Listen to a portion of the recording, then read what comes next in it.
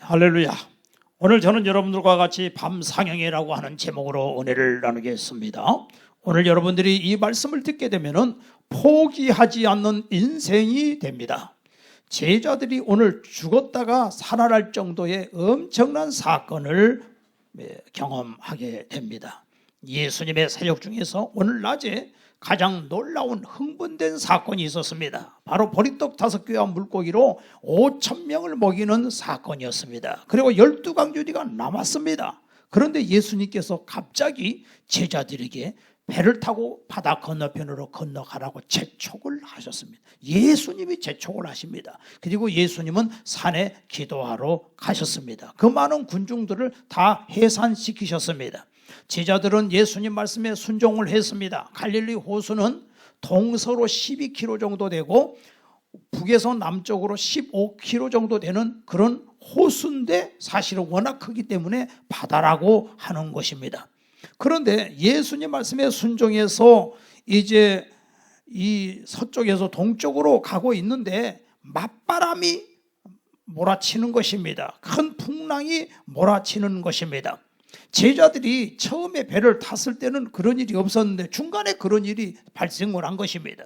제자들은 처음에 배 타고 가면서 형님 동생 하면서 야 오늘 대단했어 어떻게 세상에 도시락 하나를 가지고 5,000명을 먹이고도 남어 야 그런 일이 어디서 막 서로 그날의 흥분된 얘기들을 나누다가 가다가 점점 바람이 세지고 풍랑이 불고 낮에 이제 저녁이 돼서 피곤한데 9시, 10시, 11시, 12시 이 진도가 안 나가는 거예요. 그래서 점점 이제 피곤하고 두려워지기 시작한 것입니다. 새까만 물결이 마치 유령처럼 느껴지는 것입니다. 이 제자들 여기서 이제 간다가면 죽을 것 같아요. 구명조끼를 입은 것도 아닙니다.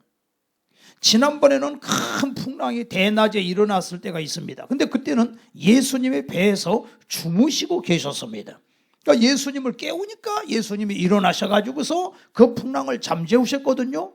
근데 이거는 낮하고 틀립니다. 지금 밤입니다. 12시, 1시, 2시 깊은 새벽 3시가 돼가는 것입니다. 근데 지금 문제는 예수님이 그 배 안 타고 계신다는 거예요. 야, 이거 죽는 거 아닌가 이러다가 진짜 물귀신이라도 나올 것 같아요. 근데 놀라운 거는요, 물귀신이 진짜 나타나 버렸어요. 야, 저기에요, 유령이 이 배를 향하여 걸어오고 있는 겁니다. 놀라운 일이죠. 그 최봉석 목사라고 옛날에 절에서 한 10년 동안 중을 하다가 이분이 예수 믿고 목사 되신 분이 있어요. 저쪽에 저 십자수 기도원에서도 그분이 이제 저 사역하시고 그러셨는데 그분이 그런 얘기 하더라고요. 절에는 귀신이 많다 그래요. 또 제사를 많이 지내니까 그런가 봐요. 그래가지고 이제 큰 방에서 자기하고 친구하고 둘이 이제 거기서 생활을 하는데 저 밑에 내려가면은 여러 명이 이제 자는 데가 있고 여기 큰 넓은 데는 둘이 있답니다. 근데 이 친구가 하루는 병원에 진료를 받으러 가가지고 오늘 저녁에는 못 온대요. 그러니까 네가 혼자 여기서 자야 된다는 거야. 근데 얘기를 하는 거예요. 야 여기 말이야 귀신이 있어. 그러니까 너 여기서 안 자도 돼. 저 밑에 내려가서 다른 사람들하고 자도 돼. 그러니까 에이 그까짓 귀신. 그러면서 이제 그래서 잠을 자는데 문제는 밤에 화장실을 가고 싶은 거예요. 그런데 진짜 나갔는데 스님 보고 불러. 기절할 노릇이야. 그래갖고 얼른 뛰어서 방으로 들어와서 또 있다가 방이 이렇게 춥지. 그래가지고 불 좀 넣으려고 또 부엌 쪽으로 가려다가 보니까 또 불러. 2번을 놀래 자빠져가지고 이거 큰일 났다. 이거 어떡하지? 안 되겠다. 이거는 나 여기서 못 자겠다. 그래가지고 이제 다른 사람들 있는 대로 이제 밑으로 뛰어 내려갔습니다. 근데 밤에 갑자기 문을 열고 들어가면 너 왜 왔냐? 무서워서 왔어요. 이거 창피해서 안 되겠어. 그럴 것 같아서 그래서 일단 화장실로 들어갔습니다. 옛날에는 화장실에 조그마한 5촉짜리 빨간 다마를 끼워가지고서 이제 있었는데 딱 들어갔는데 이게 그 방 안에 있던 분 중에 한 분이 이제 화장실 가려고 나온 거예요. 나와가지고 화장실 문을 여는데 이분이 오늘 치과 갔다 와갖고 앞에 이빨을 다 뺐다네. 여기 하나도 없어. 그래가지고 문을 딱 열더니 사람이 있으니까 누구요? 그러는데 이빨이 없는 사람이 누구요? 하는 순간 진짜 실제 귀신이 나타나 버렸던 거예요. 그래갖고 기절을 해버렸어. 와, 그래갖고 안에 있는 사람들이 다 나와가지고 이제 얘를 데리고서 방으로 들어갔네. 방으로 들어갔는데 조금 있다가 이제 이 사람이 이제 깨났어요. 깨났는데 앞에 있는 사람이 이제 깨났어? 하는데 이빨 다 빠진 귀신이 깨났어 하는 거야. 아, 이래가지고는 또 한 번 실수를 해버렸다는 거예요. 이야, 진짜. 이분이 나중에 예수 믿고 목사가 됐는데, 최봉성 목사라고. 아니, 제자들이 세상에 바다에서 유령이 나타났다니까. 저기서 걸어오고 있다니까요. 사실 유령이 아니지요. 예수님이 가장 고난을 당하고 있을 때 예수님이 바다 위를 걸어서 이렇게 오고 있지 않습니까? 근데 이 제자들은 이걸 모르기 때문에 야, 내 인생 마지막이다. 오늘 죽었다. 여기서 구명조끼도 없는데 여기서 이제 풍랑이 일어나고 배가 뒤집히면 우리는 이제 처자식도 못 보고 부모 형제도 못 보고 다 죽었다. 내일이면은 우리 시신이 떠다니겠다. 괜히 예수님 따르다가 다 죽었다 이럴 거 아니에요. 죽어서 뭐 영혼이야 구원받아 가겠지만 이거 얼마나 하나님 망신 우리 망신이요. 이렇게도 생각하고 있는 것입니다. 우리가 이 세상을 살아갈 때 있어서 보면 요새는 막 너무너무 풍랑이 많아. 정말 코로나가 뭐 어느 정도 좀 잠잠해지나 봤더니 막 경제적인 위기가 2차 3차 막 들이닥치고 해가지고서 이게 꼭 마치 이 바다의 풍랑이 끊임없이 그냥 또 오고 또 오고 또 오고 하는 것처럼 이런 현상이 온단 말이에요. 하나님께서 나를 연단하시고 용사가 되게 하기 위해서 큰 고난을 주시는데 우리에게 두려움이 오게 되면은 옴짝달싹 못 오고 바보가 되는 것입니다. 근데 예수님께서는 어디 계셔요? 예수님은 먼저 산에 기도하고 계셨잖아요. 예수님은 피곤하시지만 그 피곤한 순간에 기도를 해야 산다는 것을 보여주시는 거예요. 여러분, 예수님의 사역을 보게 되면은 마태복음 5장에 산상수훈을 말씀했잖아요. 마태복음 13장에도 보면은 씨 뿌리운 비유를 다 설교하셨잖아요. 예수님은 이론만 말씀하시는 분이 아니에요. 학교에서 칠판에서 아이들을 가리키는 것 갖고 되는 게 아니에요. 실제로 그것이 실전에서 현장에서 그게 이루어져야 돼요. 그러니까 예수님은 말씀을 전하시고 현장 실습을 하시는 거예요. 그래서 낮에 풍랑이 일어나가지고서 거기서 그냥 큰 고통을 당했을 때 막 주여 주여 살려주소서 해가지고 그때도 깨우시고 또 오늘 또 이 밤에 하나님이 그냥 밤에다가 또 몰아넣으셔가지고서 또 이 제자들을 그냥 거기서 하나님 앞에 불을 짓게끔 만드는 거예요. 그리고 하루 종일 피곤하지만 예수님은 산에 기도하러 가셨잖아요. 기도해야 산다는 것을 보여주셨어요. 이 제자들은요, 오늘요 수많은 사람이 먹고 오병이어 이적을 행하고 나니까 야, 이렇게 좋은 날 오늘 저녁에는 벳세다 들녘에서 축제나 한번 벌이면 좋겠다. 떡도 나 먹겠다. 이런 생각을 했을 거예요. 그리고 막 그들은 생각하기를 예수님이 왕 되면 좋겠다. 막 예수님을 왕 세우려고 그랬어요. 막 기가 막 살아 올라가는 거예요. 근데 예수님은 전부 흩어버린 거예요. 무슨 놈의 왕이냐? 내가 세상의 임금이 아니다. 이 세상에서 아무리 잘 먹고 잘 살아도요, 예수님 목적은요, 인간은 다 죽어. 안 죽는 사람 어디 있어요? 요새 뭐 중국의 시진핑이가 3년이면 한다는데 옛날보다는 많이 늙었더라고. 또 한 10년 지나보세요. 우리 인간이 안 죽는 사람이 어디 있어요? 그걸 몰라요? 한 주먹에 죄로 돌아가는데 화장터 가보세요. 안 죽을 사람이 어디 있어요? 다 가잖아요. 그러니까 우리 예수님이 오신 목적은 우리에게 영생을 주기 위해서 오신 거예요. 여러분이 우리가 하나님을 딱 알게 되니까 어떤 생각이 듭니까? 예수님을 믿으면 아하, 육신이 난 줄 알았더니 육신은 껍데기네, 장막집이네. 아, 진짜 나는 영혼이네. 영혼이 살아야 되는구나. 육신은 땅의 소산을 먹고 살지만 영혼은 하나님이 직접 생명호흡을 불어 만들었으니 생명의 양식을 먹어야 사는구나. 할렐루야. 여러분이 이 생명의 양식을 먹으러 왔잖아요. 이게 얼마나 축복입니까? 그러니까 예수님은 우리에게 영생을 주기 위해서 오신 거예요. 예수님이 영광을 아직 받지 못하신 거로 성령이 저희 가운데 계시지 아니하시니라고 요한복음 7장에 말씀하셨는데, 이 영광은 뭐냐 하면은 예수님이 죽으시는 게 영광이야. 참 이상하지요. 어떻게 죽는 게 영광입니까? 이 세상에 금메달 따는 거 영광이고 월드컵에서 우승하는 게 영광이고 이 세상에 그런 게 영광인데, 우리 예수님은 죽으시는 게 영광이라고 해. 죽어야 다시 부활하니까. 우리는 죽어야 돼. 우리가 어떻게 죽어요? 산제사를 지내려는 거예요. 자꾸 내 자신이 이 세상에 살면서 나의 옛사람이 죽어지면 영광을 받으시는 거예요. 그래서 부활의 하나님의 그 영광을 우리가 맛보게 되는 줄로 믿습니다.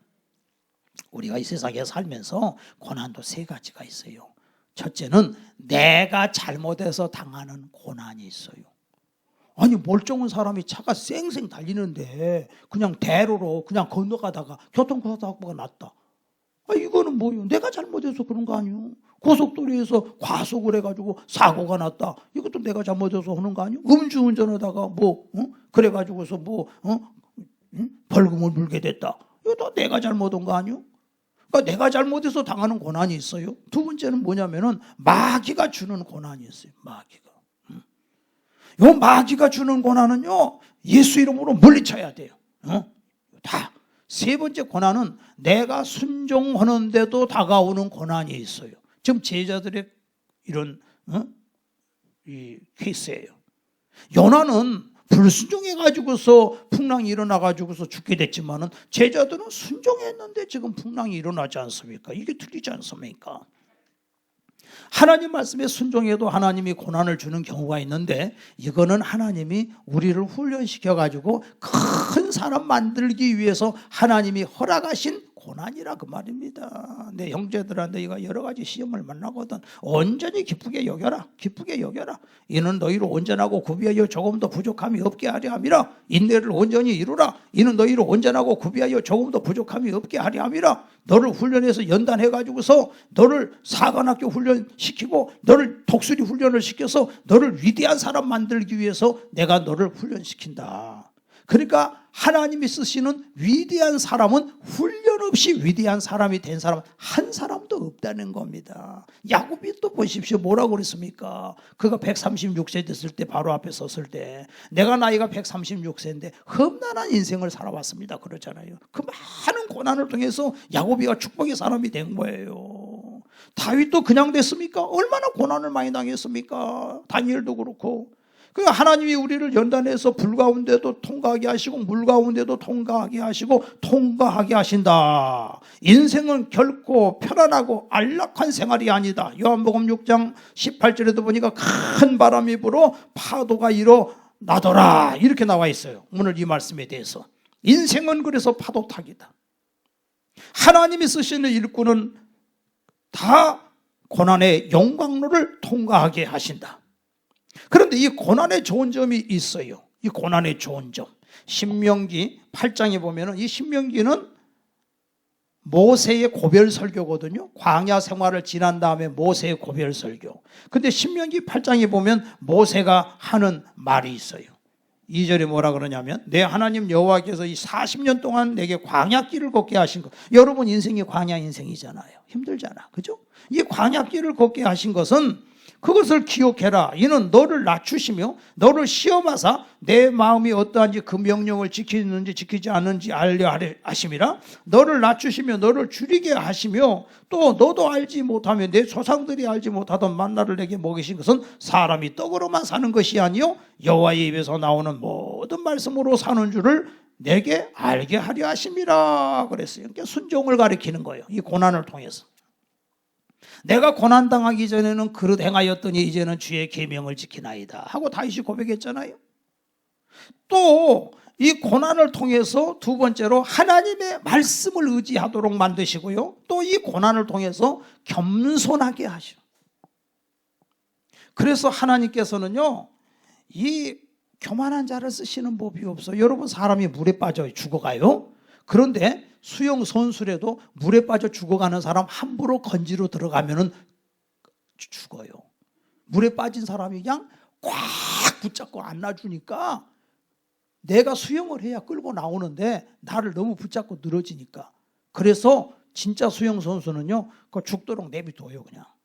그래가지고 물 먹어가지고 완전히 기절해 버리면 그때 가서 딱 잡으면 그냥 끌려와. 이미 정신을 잃었기 때문에. 그래서 이렇게 끌고 와가지고 밖에 와서 물 이제 다 토해내게 오고 그렇게 해서 사람 살리는 거예요. 내가 살겠다고 막 발버둥 치고 그러면은요, 하나님은 그냥 내비두시는 거예요 그냥. 너 좀 고난 좀 더 당해봐. 나 죽었습니다. 천부의 의지 없어서 손 들고 옵니다. 그래야 하나님이 받아주시는 거예요.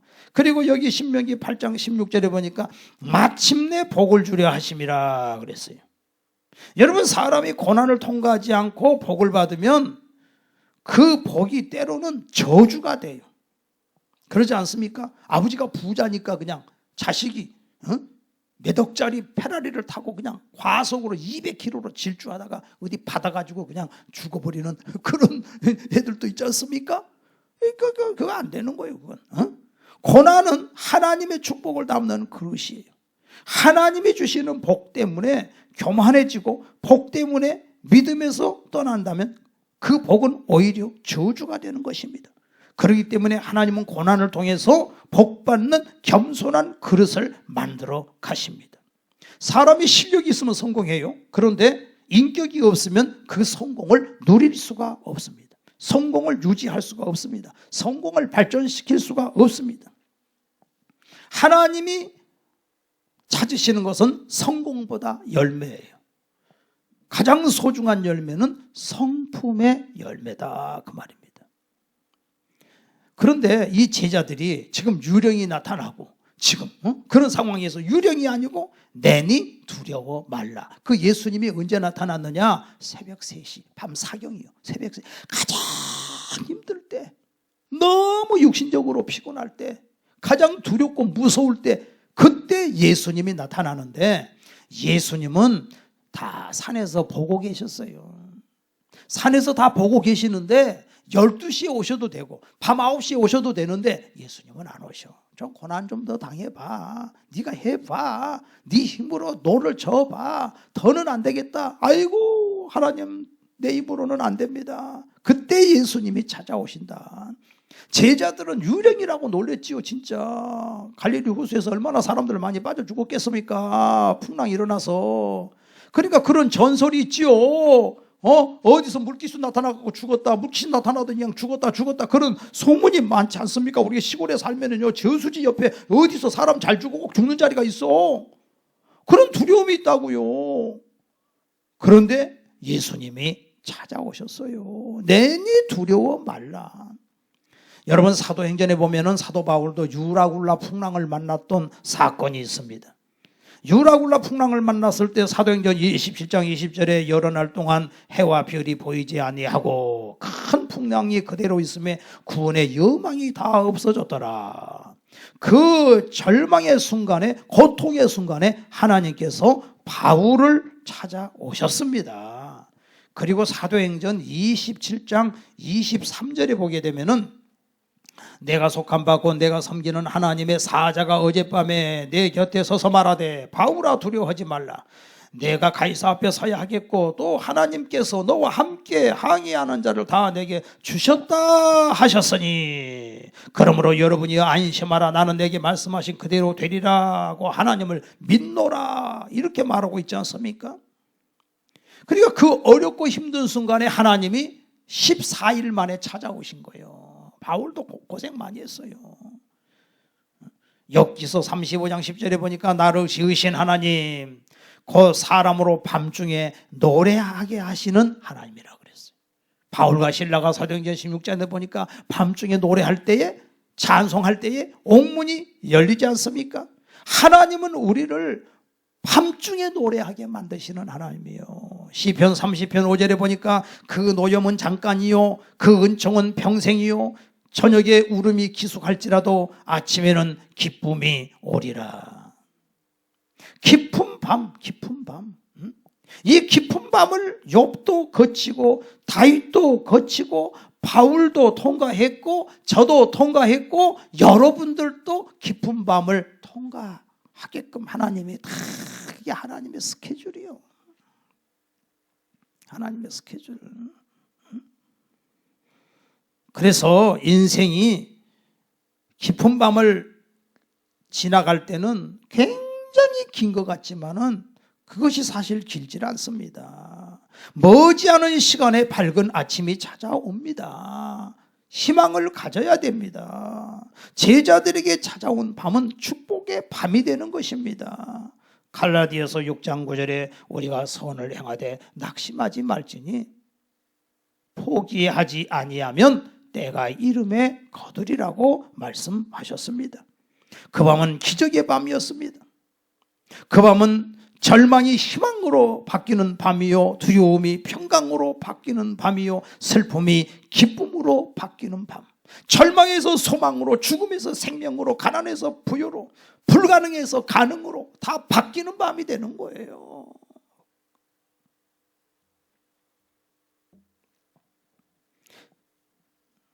여기 보니까 이 깊은 밤에 예수님이 제자들을 구하러 물 위로 걸어오시잖아요. 내니 두려워 말라고 하잖아요. 근데 예수님이라고 하니까 야, 베드로 도전심 대단해. 예수님, 진짜 예수님 맞아요? 예수님이면 나를 오라 하소서. 근데 예수님 뭐라 그래요? 야야야, 배에 가만히 있어. 너 괜히 나왔다가 물에 빠져 죽는다. 예수님이 그렇게 말씀하셨습니까? 아니죠. 그래? 와, 오라 그러잖아요. 야, 베드로가 배에서 나가가지고 물 위를 저벅저벅 걸어서 예수님께 가는 거예요. 놀라운 일이죠. 근데 베드로가 예수님만 바라보고 가면 되는데 양쪽을 바라보는 순간에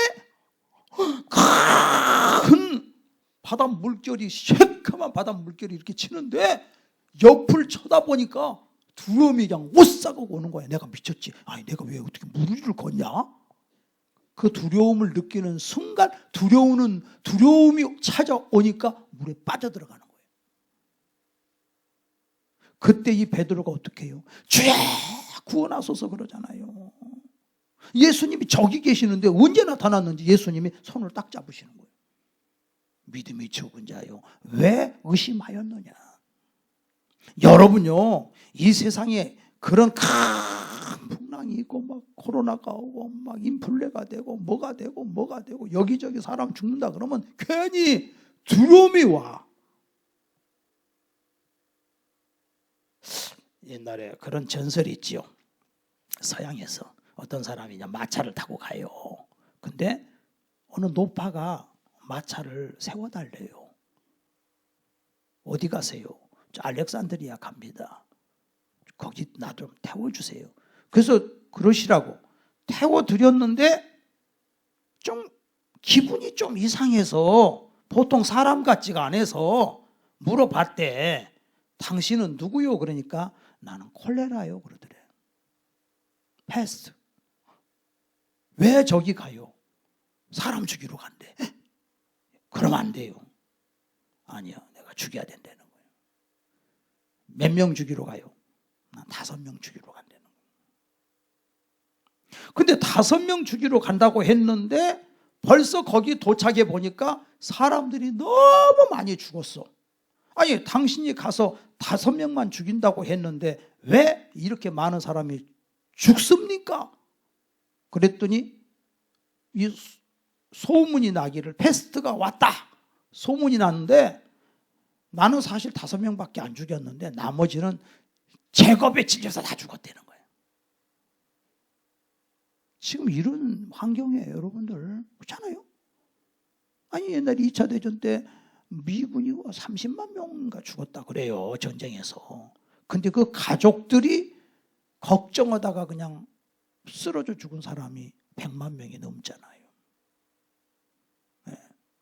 그러니까 이게 다 두려움이 임하면은 못 이겨내요. 응? 두려움이 이렇게 무서운 거예요. 이 베드로는 물 위를 걷기 시작하는 거예요. 이 믿음은 도전입니다. 안전한 곳에 머무르는 것이 아닙니다. 믿음은 물 위를 걷기 위해서 배에서 나와야 됩니다. 배 안에 머물러 있으면 물 위를 걸을 수가 없습니다. 믿음은 비전을 갖는 것입니다. 믿음은 새로운 역사를 창조하는 것입니다. 아무도 가보지 않는 땅에 도전하는 것이 믿음입니다. 도전하기 위해서는 실패를 두려워하지 않는 것입니다. 베드로가 예수님 물 위로 걸어오라니까 가다가 물에 빠졌죠. 그러니까 뭐라고 그래요? 제자들이, 나머지 11명 제자가 어떻게 생각하겠어요? 깔깔깔깔 웃겠죠. 아이고 저 우리 베드로 형님 봐라. 아이고 천방지축으로 저렇게 하더니 물에 빠져. 아이고 막 박수를 쳤을 거예요. 그런데 베드로가 훨씬 나은 거예요. 베드로가 물에 빠지긴 했지만은 도전함으로 예수님을 제외한 유일하게 바다 위를 걸어간 사람이 됐어요. 베드로는 실패를 통해서 위대한 인물이 됐습니다. 어디서도 실패한 적이 없는 사람은 위대한 일을 할 수가 없습니다. 실패는 위대함의 테스트입니다. 실패를 좋아하는 사람은 없습니다. 그러나 실패를 잘 관리하는 사람에게 실패는 새로운 배움의 기회가 되는 거예요. 하다못해 에디슨도 전구 하나를 발명하기 위해서 10,000번 실패를 했다고 하지 않습니까? 실패하지 않고 어떻게 성공하겠습니까? 도전하지 않고 어떻게 성공을 하겠습니까? 그렇기 때문에 나중에 베드로는 예수님을 3번 부인했지요. 그렇지만 그 실패를 딛고 다시 일어나잖아요. 저는요, 참 사랑 얘기 하는데 그 조서환 씨의 그 사랑 얘기를 통해서 굉장히 많은 걸 배웠어요. 이 사람이 군대에서 훈련하다가 이 손이 하나 잘려 나가 버렸어요. 부하 사병의 실수로 잘못해가지고 수리탄을 들었는데 던지려고 하는데 여기서 터져버린 거예요. 그래가지고 오른손이 이게 잘려 나갔어요. 그리고 여기 머리에 파편이 24개가 이 투구를 썼는데도 박힌 거예요. 근데 이건 다 빼냈는데 어쨌든 손이 잘려 나가 버린 거예요. 이 조서환 씨는 육군 소위로 인간해가지고 한 달 만에 그런 일이 발생한 거예요. 그래서 이제 병원에, 국군수통합병원에 있는데 막 등에까지 화상을 입어가지고 온몸을 붕대로 칭칭 감았지요. 그리고 이제 이쪽 손에는 링게로 꽂혀 있죠. 그리고 이제 엄마가 밥을 와가지고 이제 떠 먹여주고 있는 거예요. 근데 중요한 거는 너무나 사랑하는 애인이 있었어. 그 애인이 보고 싶어 미치겠는 거야. 이 애인은 예수 믿는 아가씨고 초등학교 때부터 알고 지냈고 그렇게 계속 편지를 주고받고 지금까지 사랑을 키워왔는데 이제 결혼할 이제 배우자인 거예요. 근데 이제 그 고민이 뭐냐면은 이 여자가 팔 없는 나를 진짜 사랑해 줄 수 있을까? 그래도 보고 싶은데 어떡해? 그래서 자기 형한테 얘기해가지고서 이제 오게 했어요. 근데 오면은 틀림없이 3가지 현상이 나타날 거다. 첫째, 놀래서 도망갈 거다. 2번째, 엉엉 울 것이다. 3번째, 기가 막혀서 말을 못하고 있을 것이다. 근데 아니나 다를까 와가지고 막 찾더래. 늠름한 자기 모습을 보고 찾는데 없잖아. 한쪽에 보니까 세상에 온몸을 붕대로 감고 손을 못 써서 엄마가 밥을 떠넘겨주고 있는 거예요. 애인이 나타나니까 사람들이 다 자리를 피해 주더래. 아니나 다를까 이 자매가 30분 동안 어이가 없어가지고 가만히 있더래. 30분 만에 물어봤대요. 자기는 이제 딴 데로 보내주고 싶은 거야. 나 같은 사람하고 어떻게 살겠냐. 근데 한 가지 고민이 뭐냐면 나처럼 이 여자를 사랑해 줄 남자가 누가 있을까? 이런 생각을 하는 거예요. 그래서 30분 만에 자기 아직도 나 사랑해. 그 예쁜 여자친구가 고개를 2번 끄떡 하더래요. 그래서 온 천하를 다 얻는 것보다 또 기쁘고 자기 일생을 살아오면서 최고의 모습이래. 내가 다른 일을 어떤 일을 통해서 얻은 것보다도 더 큰 행복과 기쁨과 감격을 느낀 거예요. 내가 이 사람을 위해서 내가 목숨을 바쳐서 내가 사랑하고 내가 무슨 일이든지 해야 되겠다. 그렇지만은 이런 환자를 데리고 어떻게 살겠냐. 그래서 그랬대. 이제 인사했으니 가봐. 그랬대. 마음에도 없는 말을 그냥 한 거예요. 그러니까 그 여자친구 입에서 뭐라고 하느냐면, 당신은 내가 필요 없을런지 몰라도 이제부터는 당신은 내가 필요해요. 내가 있어야 돼요. 그러면서 아예 방을 병원 근처에다가 이사를 해가지고서 와서 극진히 와서 간호하기 시작한 거예요. 그 여자친구의 아버지가 얘기하는 거야. 야, 너 결혼도 안 했는데 헤어져라. 한 팔 없는 사람하고 네가 어떻게 평생 살라고 하냐. 안 된다. 그러니까 이 자매가 뭐라고 얘기를 하냐면, 하도 그러니까 이 자매가, 아버지, 만약에 그럴 일이 없지만 만약에 아버지가 살다가 교통사고를 당해서 오른팔을 잃었다고 합시다. 그러면은 오른팔이 없기 때문에 어머니가 아버지 곁을 떠나야 됩니까? 그냥 말을 못 하시는 거야. 그래서 참 이 가정을 이루게 됐는데, 이 남자가 뭐냐면, 이제 당신이 나를 이렇게 사랑하니 나 예수 믿고 나 정말 하나님 의지하고 살겠다고. 그래서 잘 믿는 사람이 됐어요. 학과도 영문과로 바꿔가지고서 이제 가정을 이뤘는데, 이거 얘를 그냥 둘이나 낳아버렸네. 또 대학교 2학년 때, 또 대학교 4학년 때. 근데 갑자기 얘가 생기니까 그랬대. 야, 지금 이렇게 어떡하냐? 애를 어떻게 기르냐? 그러니까 그냥 애를 낙태를 하자. 그랬더니 그 믿음 좋은 여자친구가 그걸 낙태를 하겠어요? 당신은 1초만 늦었어도 이 세상에 우리 아기는 안 생겼어요. 어떻게 하나님이 주신 자녀를 안 된다고. 그래서 그때 대학교 2학년 때 애 낳고 4학년 때 또 애가 또 생긴 거야. 얘를 둘 낳았어요. 근데 찢어지게 가난해. 그래서 4학년이니까 이제 회사에 입사 원서를 내는데 다 떨어지는 거야. 팔이 없으니까 떨어지는 거야. 육체적인 장애가 있으면은 틀림없이 성격적인 장애도 생긴다 생각을 한 거지, 회사에서. 그분이 내 나이 또래니까 그 시 때문에도 그러지. 그래가지고 이제 구로동에 어느 큰 회사에 면접을 갔는데, 안 되겠다. 내가 괜히 국가유공자라고 해서는 안 되겠다. 그래가지고 이제 이거 이제 의족한 거 숨기고 딱 가서 딱 하는데, 이 심사위원이었더니 애가 둘이네요. 그러더니 그 손이 좀 이상하네요. 들켜버린 거야. 그래가지고는 면접 보다 말고 중단. 가서 어머니 모시고 잘 사세요. 나가라 그러더래요. 그래서 기가 막힌 거야. 그래서 나가가지고서 구로역에서 전철을 타려고 하는데, 야, 내가 살아서 뭐하냐. 그 순간 그런 유혹이 다가오더래요.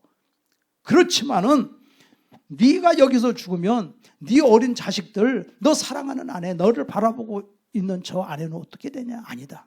그래서 그냥 표를 던져버리고 그리고 다시 회사로 간 거야. 가가지고 경비원들한테 나 좀 들여보내달라고 막는 거야. 못 들어간다고. 아니야. 내가 면접 가는데 마지막 한마디만 하고 내가 할 얘기가 있다고. 그러니까 얘기 좀 드리라고. 그래가지고서는 이제 아내다 얘기를 하니까 그럼 들어와 보라고 하면서 아마 시험에 떨어진 안무개가 가다가 술 한잔 먹고 깽빵 치러 왔나 보다 이렇게 생각했는데 그게 아니거든. 꼭 드릴 말씀이 있다고. 그래서 서가지고 드릴 말씀이 있다 그러니까 그러면 앉으라고 그러더래요. 그래서 앉아서 제가 이런 장애를 가졌지만은 나도 얼마 전에는까지만 해도 두 팔이 멀쩡한 청년이었습니다. 그런데 글을 팔이 두 개라고 해서 손이 두 개라고 해서 두 손으로 글을 쓰는 사람이 어디 있습니까? 글은 한 손으로 쓰지 않습니까? 그리고 꼭 손으로만 할 일이 있습니까? 머리로도 할 일이 있고 가슴으로도 할 일이 있지 않습니까? 내가 이렇게 이런 장애를 입었다고 해서 그 이유 때문에 저를 입사시켜주지 않으면 다른 장애를 가진 사람들이 어떻게 살겠습니까? 이렇게 하시면 안 됩니다. 그리고 인사를 드리고 나오려고 하는데 쭉 앉아있는 사람 중에 여자분이 한 분 앉아있는데 그분이 알고 보니까 회장인 거야. 그분이 갑자기 어머니 마음이 든 거예요. 이 사람은 이제 젊은 청년에서 어머니로 자식으로 바뀌어버린 거예요. 마음이. 아까 당신 지금 얘기한 거 영문학과 나왔다는데 영어로 한번 얘기해 줄 수가 있냐. 근데 자기 마음의 순간에 자신 있게 하자. 왜? 어차피 여기 있는 사람들 보니까 다 영어 모르는 것 같아. 어차피.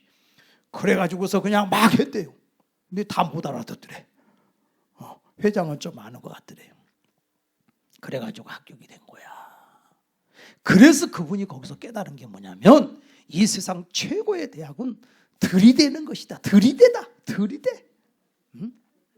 들이대니까 되더라. 이분이 회사에 가서 다른 사람들 보면은 월급 타기 위해서 직장을 다니는데 이분은 오로지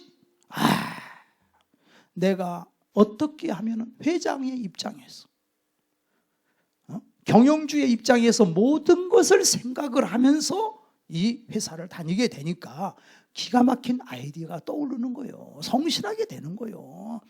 다른 건강한 사람보다도 더 잘하게 되는 거예요. 그래서 보통 50살이 돼야 이사가 되는데 이 사람은 그냥 바로 승진 막 2단계 3단계 막 승진을 해가지고 35살에 이사가 됐다는 겁니다. 그리고 KTF에서 부사장으로 스카우트 간 거예요. KTF에서 부사장으로 있다가 여기서도 또 정권이 바뀌면서 실적 좋은 사람이 그냥 대기 발령해 놨어요. 그럼 대기 발령했다고 해서 막 심오질 않아요. 아무 보직이 없는데도 불구하고 난 대기 발령 났다 하고 막 그냥 막 자랑을 하는 거예요. 여기서 마케팅 강의해달라고 그랬어요. 오히려 더 바빠지고 더 할 일이 많게 되는 거예요. 많은 연금도 받을 수 있고. 그러니까 도전을 하는 거예요. 도전. 이 사랑이 그를 살렸고 만약에 이 아가씨가 믿음이 없었다면은 맞아. 저 장애를 가진 사람을 내가 왜 같이 살아? 겉으로 봐서는 지금 멀쩡해요. 믿음을 가지고서 선택을 했더니 하나님께서 자기를 이렇게 높여주셨다는 거야. 믿음의 남편이 되게 해주시고 복된 가정을 만들어 주셨다는 것입니다. 할렐루야. 우리 신앙은 도전하는 거예요. 절대로 포기해서는 안 됩니다. 팔이 하나 없어도 이 팔이 있지 않습니까? 하나님께서 우리에게 주신 복이 있지 않습니까? 그리고 기도해주고 남편을 위해서 기도해주고 나는 당신을 위해서 기도하겠다. 하여튼 그 아내가 얘기한 대로만 하면 백발백중 다 성공한대. 자기는 그러는 거예요. 이 기도하는 아내이기 때문에. 그리고 한 번도 부정적인 얘기를 하질 않는다는 거예요. 당신은 할 수 있어요. 하면 돼요. 하나님이 함께 계셔요. 하세요. 그 뒤에서 밀어주는 그 아내가 한 그 말 때문에 자기가 이렇게 성공했다는 겁니다. 네 같은 게 뭐래 이렇게 말하지 않고 당신은 하나님 자녀다. 할 수 있다. 여러분요, 남자가 등치는 좀 크지만은요 약해요. 말 한마디로요 사람을 죽이기도 하고 살리기도 하고 그래요. 모험하는 믿음은 베드로에게만 있는 것이 아니고 여러분 안에 하나님이 여러분을 자녀로 삼아 주셨는데 예수 믿는 여러분에게 다 있는 줄로 믿습니다. 나는 실패를 피하기 위해서 창조된 사람이 아닙니다. 여러분 속에는 모험하고자 하는 열망이 있고 순종하고자 하는 믿음이 있어요. 그렇기 때문에 안주해서는 안 됩니다. 아브라함에게도 하나님은 75세에 너는 갈대아우를 떠나 모험해라. 갈렙은 85세에 여리고의 저 산지를 내게 주소서 모험해라. 나이가 여러분 드셨다고 해가지고서 여기 어르신들 나이가 드셨다고 해서 그냥 설렁설렁 지내지 마시고 하나님이 기도하라고 여러분에게 사명 주신 걸 믿으시기를 바랍니다. 할렐루야. 그냥 집행이를 의지해서라도 새벽기도 나오시는 분들 계시잖아요. 집행이를 의지해서 우리는 밤에 기도하니까 밤에 9시에 와도 되잖아요. 내가 기도하다가 죽으리라. 나 기도하다 죽으면 얼마나 좋아. 순교하고. 이런 믿음을 가지고 여러분 할 일이 있어요. 아이고 잘 돼야지 걱정해가지고 됩니까? 너희 염려를 하나님 앞에 맡겨라. 그러고 주님 말씀하셨지 않습니까? 그래서 이 예수님의 배에 타는 순간 언제 왔는지 모르게 벌써 배는 육지에 도착을 한 거예요. 예수님께서 베드로의 손을 딱 잡아주셨어요. 물에 빠져있는 베드로를 잡아주니까 쫙 하는 순간 잡아줬죠. 왜 믿음이 없느냐고 바로 잡아주셨어요. 여러분이 지금 이 시간에 물에 빠져 죽어가는 인생이라 할지라도요, 그런 환경이 있다 할지라도 쫙 기도하면 우리 예수님 즉시 잡아주십니다. 즉시 잡아주시면 기도하라는 거예요. 쫙 즉시 잡아주시면. 그리고 예수님이 그 배에 타는 순간 안전한 곳으로 갔지요. 그리고 어떻게 됐습니까? 이 제자들이 예수님께 전부 절을 하면서 가로되 당신은 진실로 하나님의 아들이로소이다. 바로 하나님은 이 사건을 통해서 예수님이 하나님인 것을 보여주고 계시는 거예요. 하나님이 그 배에 타고 계셔요. 그래 찬송도 있잖아요. 누군가 널 위하여 누군가 기도하네. 내가 홀로 외로워서 마음이 무너질 때 누가 기도하겠어요? 예수님이 기도하잖아요. 예수님이 산에서 놀러 가셨습니까? 예수님이 산에서 다 보고 계시고 기도하고 계시고 조금만 참아라. 예수님이 그 오시려고 하는 그 타이밍이 있어. 아무 때나 오시는 게 아니에요. 예수님이 밤 사경이 돼야 오시는 거예요. 그래야 훈련이 되니까. 그리고 예수님이 그 손 잡아주셨잖아요. 여러분, 하나님이 여러분을 이 세상에 왜 살게 하십니까? 밥만 축내라고 우리를 살게 하신 게 아니고, 할렐루야, 손 잡아줘라. 너는 하나님의 사람이다. 손 잡아줘라. 여러분의 얼굴 속에 예수님의 형상이 다 있어요. 신앙생활을 하고 믿음 생활을 오래 하면은 어떤 현상이 생기냐면요, 사람들이 보면 알아요. 어머, 당신은 얼굴이 왜 그렇게 평화스러워요? 당신 얼굴을 보면 왜 그렇게 행복해 보여요? 아니, 세상에 이렇게 험난한데 왜 당신 옆에만 있으면 안심이 돼요? 왜냐? 예수님하고 하도 오래 있다 보니까 예수님을 닮아가지고 그냥 얼굴이 변해. 할렐루야. 변하시는 여러분 되시기를 바랍니다. 옛날에 그런 일이 있었잖아. 링컨이 대통령이 딱 됐는데 친구가 이제 장관 후보 한 사람을 데리고 왔어요. 그래서 실력이 있다고 이 사람 참모로 쓰라고. 근데 링컨이 말 한마디도 안 하고 그냥 보냈어요. 굉장히 실력이 있는 사람인데. 그래서 친구가 물어봤대. 아니, 그 사람이 얼마나 실력이 있는 사람인데 말 한마디도 안 하고 그냥 보내냐고. 뭐라 그랬게요? 인간이 나이 40면 자기 얼굴에 대해서 책임을 져야 된다 그랬잖아요. 그게 뭐냐면은 잘생겼냐 못생겼냐를 떠나서 그 얼굴에 평강은 있어야 될 거 아니에요. 그 얼굴에.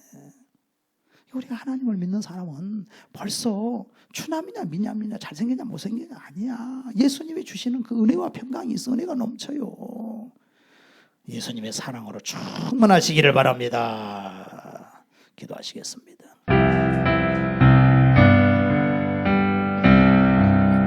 주 나에게 내가 변함이시는 감 믿고 내 바람 불어줘도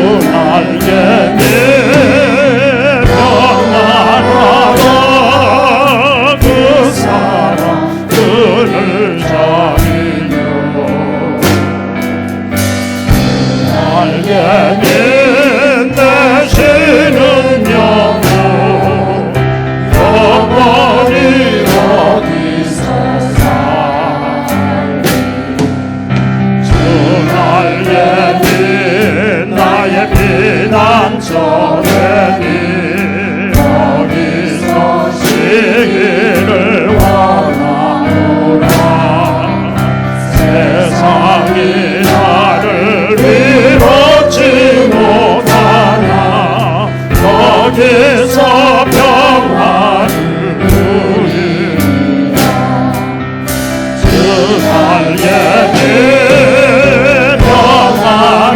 평안하라 그 사랑 그를 자리며 날개 힘내시는 영혼 영원히 거기서 살리 그 날개 참에 기쁨이 있네 또 넓은 세상 길 가는 동안 나더기 슬퍼 돌보심을 받고 영원한 안식을 얻으리라 그 날에 평안하라 그 사랑 그를 자비며 그 날에 빛내시는 영원 영원히 거기서 제가 여러분 위해서 기도하겠습니다. 머리에다 손 올려주세요. 하나님 아버지, 아무 잘못도 없는데 순종했는데 고난이 다가올 때 우리는 멘붕이 옵니다. 하나님 왜 이렇습니까? 왜 이런 어려움이 우리에게 다가옵니까?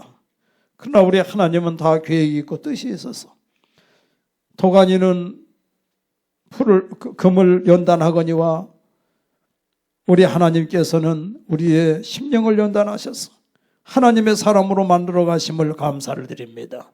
용사로 만들어 가심을 감사합니다. 어떤 환경이 있다 할지라도 우리 사랑하는 성도들, 도전하는 성도들이 되게 하옵소서. 의인은 7번 넘어져도 8번째 일어난다고 했습니다. 오늘 또 예수님이 부르짖는 자의 손을 잡아주시니 감사합니다. 환경을 바라보고 오늘 이 세상을 바라볼 때는 큰 검은 물결 같아서 바다에 빠져 죽어갈 수밖에 없지만 주여 나의 믿음 없는 것을 용서해 주시옵소서. 또 내가 세상을 바라보니 이렇게 좌절이 옵니다. 그러나 나는 예수님을 바라봅니다. 주여 하고 부르짖을 때마다 내 손을 잡아주시고 힘을 주시고 위로하시고 능력을 주신 우리 하나님을 찬양합니다. 믿음의 용사가 되게 해주시니 감사를 드립니다. 우리 사랑하는 성도들 성령으로 기름 부어 주시옵소서. 능력 있는 성도들이 되게 하여 주시옵소서.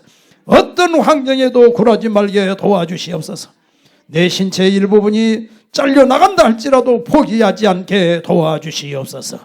이제는 다른 사람을 붙잡아주는 하나님의 사람들이 다 되게 하여 주시옵소서. 예수의 평강, 예수의 기쁨, 예수의 행복이 넘치는 성도들로 삼아 주시옵소서. 그 모든 일들이 우리와 우리 후손들에게, 우리 성도들에게 그대로 임하는 역사가 있을지어다. 우리를 구원해 주시니 감사합니다. 우리 죄를 사해 주시니 감사합니다. 우리를 하나님의 자녀 삼아 주시니 감사합니다. 주님의 날개 깃으로 보호해 주시니 감사합니다. 영원토록 함께 해 주시니 감사합니다. 지금부터 영원토록 보호해 주시니 감사합니다. 하늘나라 생명책에 이름 기록해 주시니 감사합니다. 천군에서 동원하셔서 지켜주시니 감사합니다. 우리의 필요할 양식을 다 책임지시고 주시는 하나님을 찬양합니다. 예수님의 이름으로 기도하옵나이다. 아멘.